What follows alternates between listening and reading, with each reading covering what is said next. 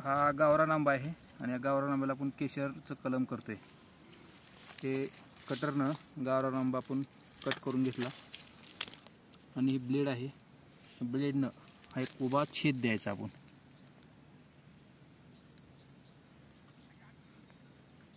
ही केशर कलमाची काडी आहे, त्याला असं उलटा ब्लेड धरून असा धरला तर लागायची शक्यता आहे।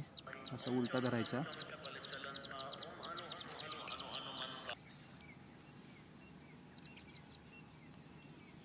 ही काडी छिलून घ्यायची दोन्ही बाजूनं।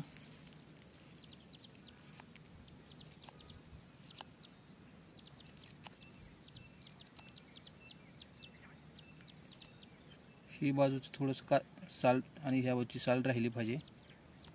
अशा पद्धतीनं पुढं थोडंसं नाजूक म्हणजे असं टोकदार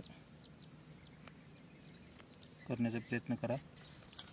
आणि ही गावरान आंब्यामध्ये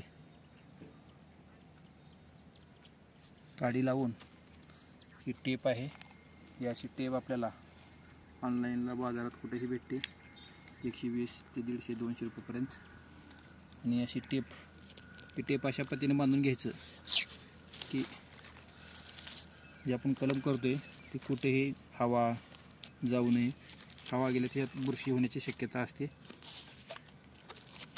आणि ही टेप आपण आंबोलीच्या दर लांबते